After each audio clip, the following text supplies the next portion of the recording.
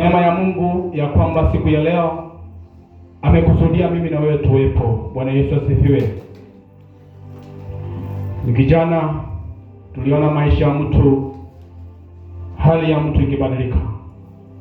Hata kama uchaona, najua hali ilibadilika.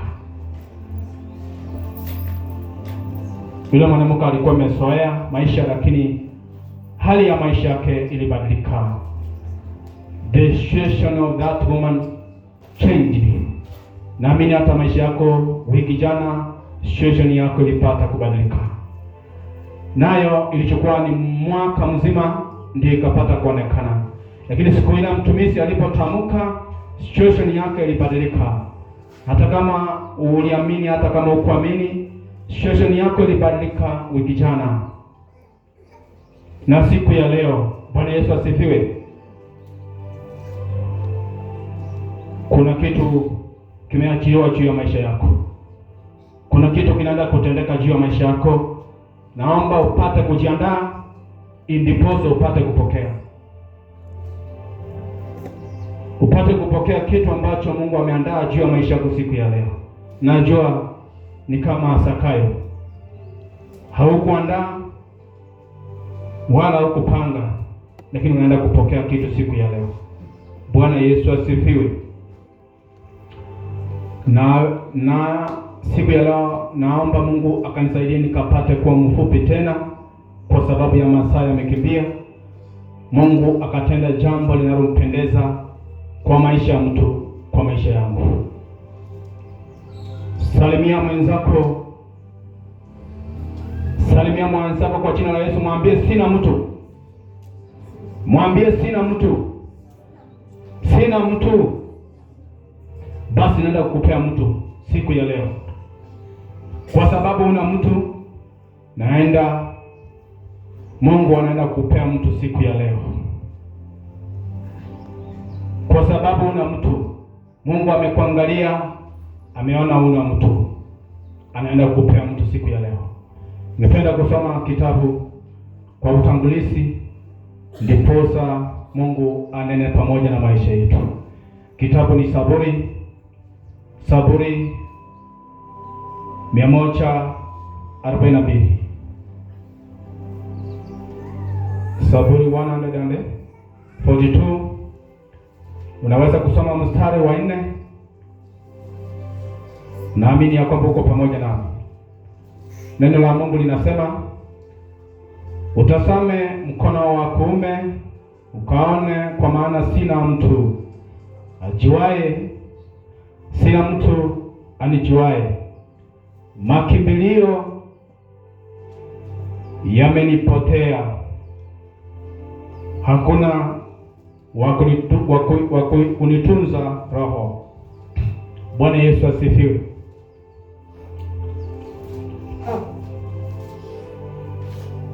Utazame mkono wa kuume ukaone, kwa maana sina mtu anijuaye.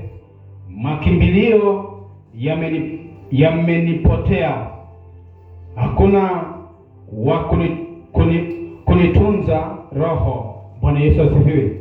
Ningependa tusome kitabu ya Wafilipi sura ya 2 mstari wa 20. Bwana Yesu asifiwe. Nimeamini ya kwamba umefika pale. Naomba tusome pamoja na wewe. Neno la Mungu linasema, maana sina mtu mwingine mwenye nia moja nami, atakayeangalia hali yenu kweli kweli. Bwana Yesu asifiwe. Maana sina mtu mwingine mwenye nia moja nami, atakayeangalia hali yenu kweli kweli. Bwana Yesu asifiwe.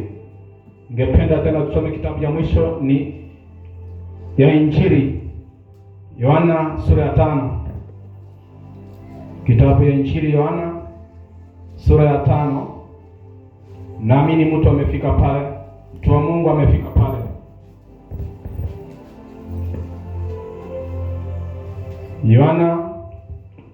Yohana Injili sura ya 5 mstari wa 7. Nasoma kwa jina la Yesu. Yule mgonjwa akajibu, Bwana, mimi sina mtu wa kunitia birikani maji yanapotibuliwa, ila wakati ninapokuja mimi, mtu mwingine hushuka mbele yangu. Bwana Yesu asifiwe. Yule mgonjwa akajibu, Bwana, mimi sina mtu wa kunitia birikani maji yanapotibuliwa, ila wakati napokuja mimi, mtu mwingine hushuka mbele yangu. Baba, katika jina kuu la Yesu Mfalme, ni asante kwa sababu ya Masaya, ni asante kwa sababu ya neno lako. Asante kwa sababu ya maisha umetujalia siku ya leo. Asante kwa umbali umetutoa na ulinzi wako mwema. Asante kwa sababu ya wokovu mbele zako sisi ni wanadamu, Bwana majeshi. Msamaha nimeomba na kibali mbele zako kwa damu kuu ya Yesu Kristo. Baba, ukatuhesabu wenye haki mbele zako mchana wa leo. Mfalme amani, asante kwa sababu ya msamaha na asante kwa sababu ya upendo. Bariki neno lako Mfalme amani, nena pamoja na mioyo yetu mtakatifu. Okoa maisha yetu Mfalme, maana hatuna mtu Jehova Jireh. Bwana Yesu, ni wewe tu. Ingia ndani yetu ukatusaidie. Simama upande wetu Mfalme. Bariki neno lako. Napoenda Baba, napoenda kulinena neno lako, naomba utumie maisha yangu kama chombo tu. Nena pamoja na maisha watu wako. Wabariki na kuwainua kwa jina kuu la Yesu Kristo. Baba, tumeomba na hata kuamini. Amen. Bwana Yesu asifiwe. Bwana Yesu asifiwe. Nimesoma maandiko aina 3 ndani ya Biblia. Andiko la kwanza ni kitabu cha Zaburi 142 mstari wake ni wa 4. Nimefupisha kwa sababu hiyo historia mnaijua, ndiposa nimesoma mstari moja tu, lakini nitakueleza kidogo tu yaliyokuwa yanafanyika kwa mtumishi Daudi. Bwana Yesu asifiwe. Daudi ni mtu ambaye Mungu alimpenda na akamchagua. Daudi ni mfalme. Unapoandika maneno yale ni Daudi anazungumza mwenyewe. Tunapoangalia kutoka juu ni ombi la Paulo la Daudi. Bwana Yesu asifiwe. Daudi anaomba Mungu akilia akiwa mafichoni. Wakati Daudi ako mtoto, amechaguliwa akiwa mtoto. Wakati Mungu wamefarakana na Saul, Bwana Yesu asifiwe, basi hapo ndipo Mungu amemwandaa Daudi kumfanya mfalme. Basi ugomvi na shida ikaanza pamoja kati ya Daudi na Saul, ambaye alikuwa ni mfalme wa Israeli. Bwana Yesu asifiwe. Basi tunaona ama tunaangalia ama historia inatuambia ya kwamba Saul akaghadhabika na kukasirika na Daudi, akaanza kumwinda na kumtafuta Daudi, akaanza kutafuta maisha ya Daudi ya kwamba apate kuyangamiza. Tunaona Daudi akilia na kuomba Mungu kutoka ndani ya pango, ndani ya simo. Daudi ako mafichoni, analia pale, maana amekosa msaada, maana hakuna ambaye amesimama upande wake. Tunaona Jonathan rafiki yake, lakini imefika mahali Jonathan hawezi akamsaidia. Imebidi Daudi apate kukimbia kutoka uso wa mfalme. Bwana Yesu asifiwe. Basi Daudi analia ya kwamba anamkumbusha Mungu wake, mwambia angalia mkono wangu wa kuume. Bwana Yesu asifiwe. Bwana Yesu asifiwe. Tunaona akilia akisema mkono wake wa kuume. Sijui kwa nini wewe. Mkono wa kuume. Tuko na mikono miwili, lakini mkono wa kuume, mtu akitaka kukupiga lazima ujisaidie na mkono wa kuume. Bwana Yesu asifiwe. Basi tunaangalia Daudi akilia kwamba utasame mkono wangu wa kuume, ya kwamba makimbilio yangu yamepotea. Makimbilio ya Daudi yamepotea. Mkono wa kuume ni marafiki. Mkono wa kuume ni msaada. Mkono wa kuume unaweza kuwa pesa. Mkono wa kuume ni usaidizi wa hali yoyote ile, lakini hakuna chochote sasa. Ndipo Daudi analia kutoka ndani ya mapango akisema, Bwana uniangalie, maana sina mtu. Tukiangalia historia nyingine ya pili, tunaangalia mtu anaitwa Paul, Bwana Yesu asifiwe, akiandikia Wafilipi barua akimtuma Timotheo na Epafrodita, akiwatuma pale kwa sababu wamekuwa pamoja na yeye kwa utumishi. Bwana Yesu asifiwe. Anaandika akisema ya kwamba sina mtu aliye na nia moja pamoja nami juu ya hali yenu ya maisha yenu, juu ya hali ya wokovu wenu, maana sina mtu. Kwa jina nasema wengine wako na nia zao, wako na mipango yao, lakini sina mtu. Lakini namtuma Timotheo aje kwenu, ndiposa aweze kuniletea habari na kunijuliza, nipate kufarijika kwa sababu ya hali yenu. Bwana Yesu asifiwe. Kwa hivyo hana mtu. Daudi hana mtu. Naangalia historia ya mwisho niliyosoma kutoka kitabu cha Injili, tunaona yule mgonjwa katika birika la Bethsaida, na watu walimbeba wakamchukua pale, mwanzo waking'ang'ana na maisha yake. Walipofika pale, maana watu walikuwa ni wengi, siku baada ya siku walitoweka mmoja kwa mmoja, wakamwacha. Mkono wake wa kuume hakukuwa na matumaini, hakukuwa na mtu, akabaki peke yake. Basi kila mara, kwa sababu anaona machi anapochipuliwa, wa kuingia wa kwanza anapata kupona kwa ugonjwa wote ule uliompata. Basi alipobaki peke yake, alikuwa anang'ang'ana, lakini hakuwa naweza. Kwa muda wa miaka 38 alijaribu, hakufa moyo, kaendelea kung'ang'ana, ndipo apate uponyaji. Bwana Yesu asifiwe. Hakuweza. Lakini siku moja, kwa sababu Yesu alikuwa anamjua, na huyo aliyekuwa anakuja, malaika aliyekuja na tibua maji, alikuwa ni yule Yesu. Alikuwa anajua huyu mtu miaka amekaa pale ni 38. Basi akafanya mpango wa kukutana na yeye, kwa sababu amekaa pale hana mtu, na Yesu alikuwa anajua hana mtu. Anapomkaribia Yesu, yule mgonjwa akamuuliza, wataka kuwa mzima? Yule mgonjwa akajibu akamwambia, Bwana, sina mtu wa kunitia birikani. Bwana alikuwa amejua, Yesu alikuwa anajua huyo amekaa muda pale, na Yesu alikuwa anajua hana mtu. Bwana Yesu asifiwe. Basi Yesu akamwambia, beba godoro lako na uende. Bwana Yesu asifiwe.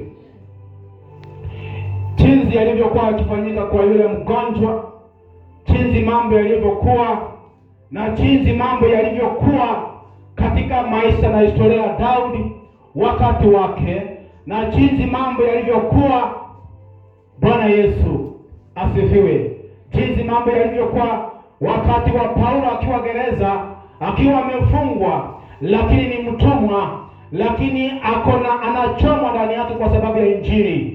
Mambo yalivyokuwa yakifanyika kwa Paulo, na jinsi alivyokuwa anajisumbua, alivyokuwa anang'ang'ana ya kwamba apate kufikisha Injili, maana hakuna mtu wa nia moja pamoja na yeye. Jinsi alivyokuwa anang'ang'ana na jinsi alivyokuwa anapitia, hata siku ya leo kuna mtu maisha yake hana mtu. Inaweza kuwa ni wewe, inaweza kuwa ni mimi, lakini nimeshapata mtu.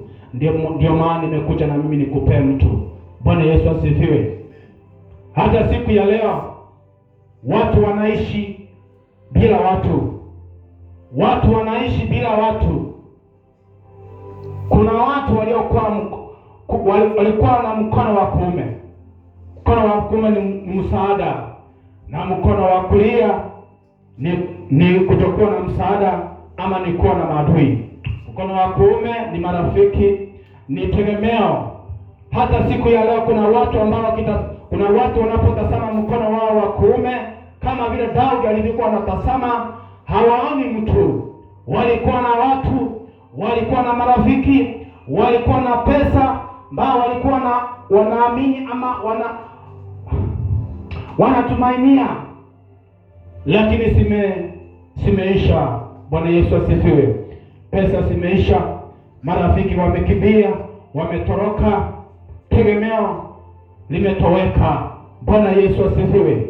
Maisha yako siku ya leo yanaweza kuwa kama ya Daudi, yanaweza kuwa kama ya Paulo, kwa sababu huna mtu wa nia moja pamoja na wewe.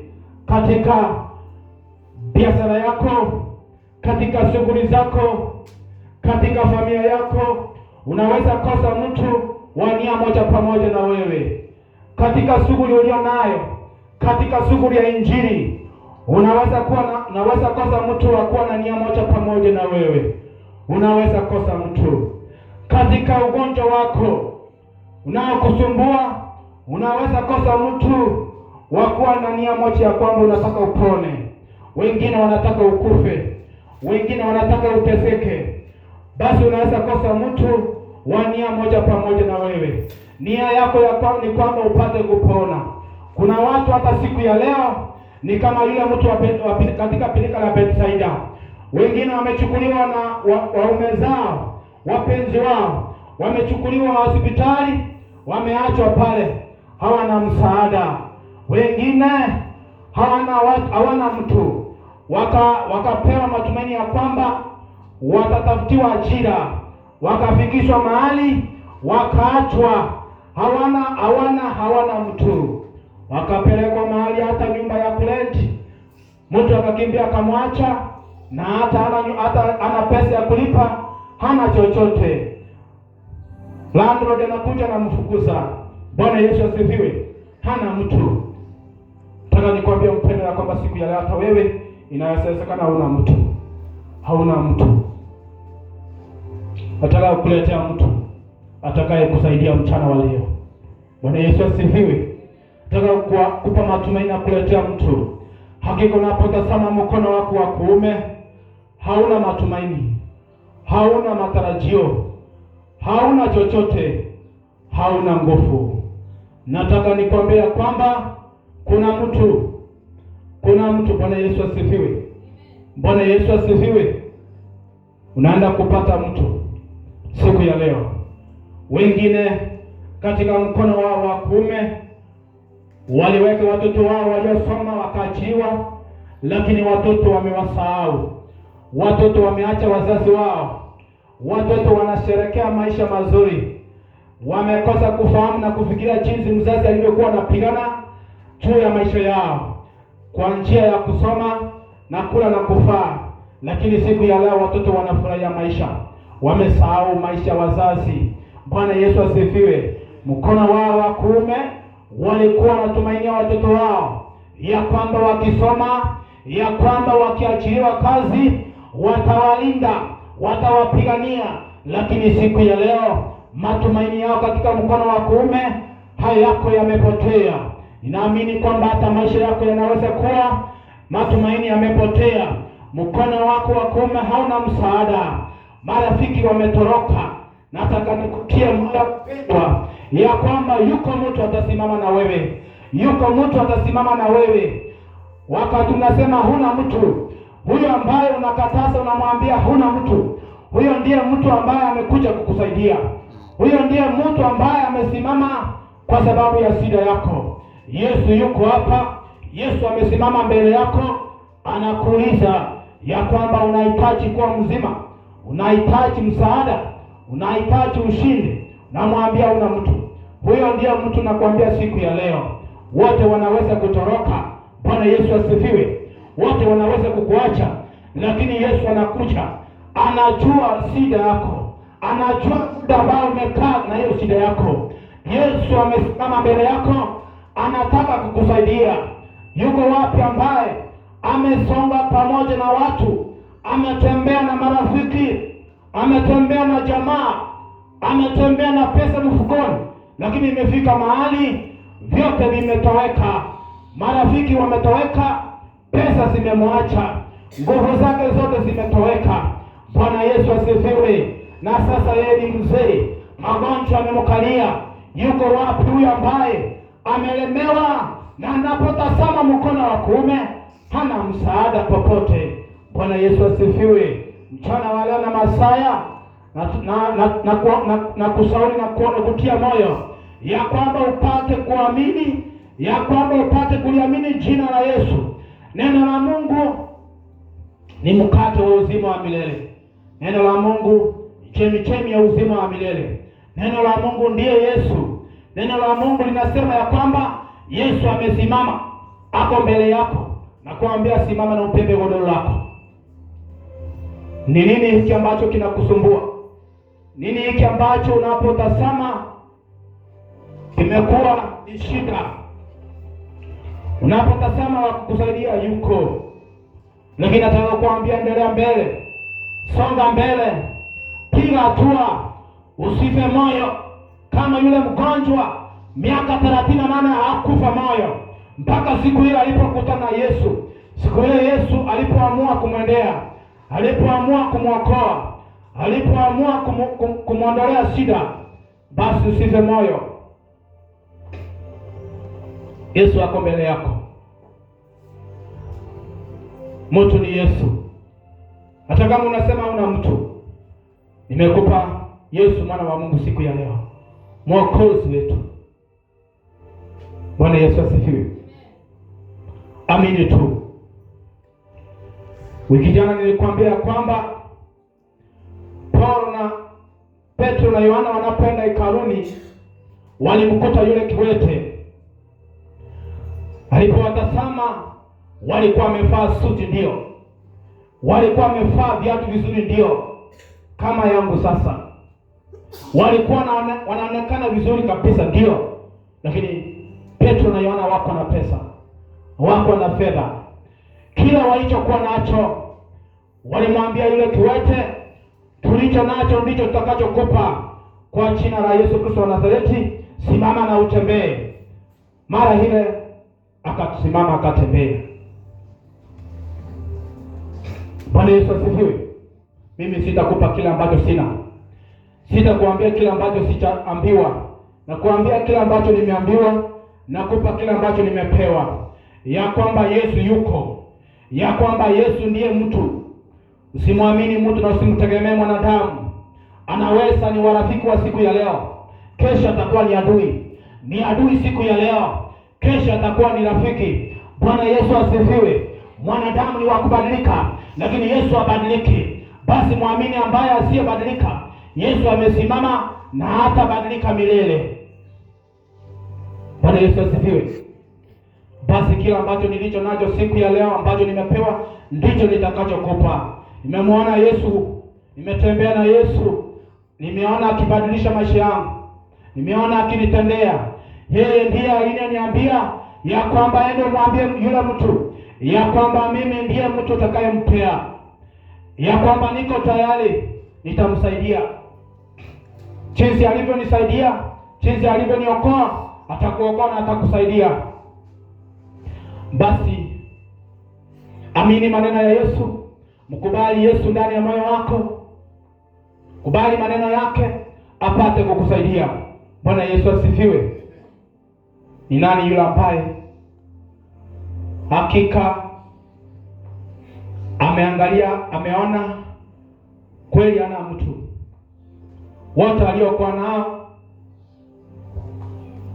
wamepiga mbio, wameenda maficho, wamemwacha. Ni nani yule ameona ya kwamba amepaki peke yake? Lakini hata kama amepaki peke yake, anaendelea kung'ang'ana. Hata kama maisha yameshuka, yale maisha aliyokuwa nayo yametoweka, yuko ambaye atamchukua mahali salama. Bwana Yesu asifiwe. Mchana wa leo, ni nani ambaye amechoka na hali ambayo anapitia? Ni nani ambaye anahitaji mtu ambaye hata mwacha kama milele? Wengine wameishi mpaka wameogopa mwanadamu, wameogopa mtu ambaye nitakayekupa mchana wa leo sio yule ambaye amekukimbia. sio yule ambaye amebadilika kwa maisha yako, sio yule ambaye amekuacha. Ni mtu ambaye atakaa pamoja na wewe, anayekupenda katika hali zote, ambaye atakuwa na nia moja pamoja na wewe. Bwana Yesu asifiwe. Unapong'ang'ana kupanda, atapanda na wewe, atakutia nguvu, atakushika mkono, atakusaidia katikati ya maadui, atapambana na maadui zako. Katikati ya magonjwa, atayakemea, atayaondoa. Huyo ambaye hatakuacha, anayekupenda kwa ukweli, ndiye nitakayekupa mchana wa leo. Bwana Yesu asifiwe. Ni mtu gani ambaye ameona kwamba amekosa mtu na anahitaji mtu? Hautaweza peke yako, unahitaji mtu. Hata kama wamekutoroka, hata kama wamekuacha, hata kama maisha yamebadilika, kunaye mtu atakusaidia.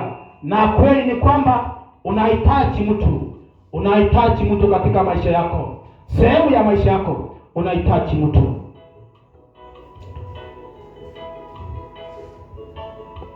Ni wewe, ni wewe Bwana, ni wewe. Asante Yesu. Nani ameona ya kwamba mchana wa leo anahitaji mtu, amekosa mtu, ambaye anahitaji mtu mchana wa leo? Amini neno hili ya kwamba Mungu anaenda kusimama na wewe. Nimekuambia kuna maisha mtu anaenda kupata siku ya leo. Kuna mtu anaenda kupokea mtu siku ya leo. Kuna mtu ambaye anaenda kupokea Yesu siku ya leo, atembee na yeye, ampiganie katika hali zote na njia zake zote zitakuwa salama. Simama, simama kama unahitaji Yesu. Simama, songea mbele ukampokea Yesu. Ikiwa unahitaji mtu, umekosa mtu, songea mbele upate mtu wa kutembea na wewe, upate mtu wa kusafiri na wewe. Bwana Yesu asifiwe. Nimemaliza. Mimi nakupea mtu. Songa mbele nikupea mtu. Songa mbele nikupea mtu. Aende na wewe. Hata kuacha kwa matope. Hata kuacha. Hata kuacha. Yeye atanahitaji huyo mtu. Mtu si mwingine bali ni Yesu. Mtu si mwingine bali ni Yesu. Songa mbele kwa sababu amekukimbia.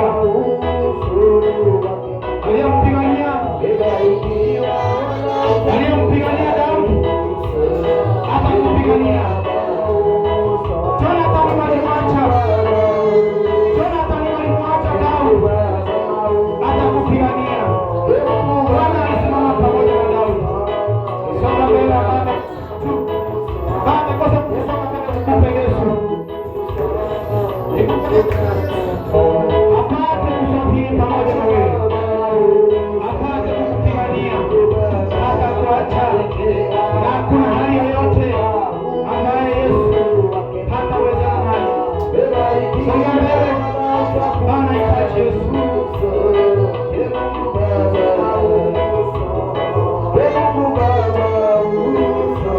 Pokea Yesu kwa jina la Yesu kusema na Mungu.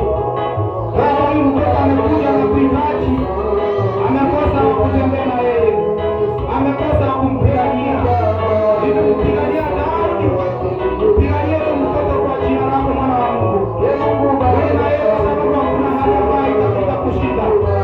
Mtetee katika kila hali ya wachie.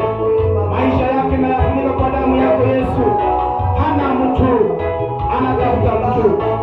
Na mtu naye mpea ni wewe Yesu. Wewe na yeye umbariki, umpiganie, umwokoe kwa jina la Yesu. Niomba na kuamini. Amen.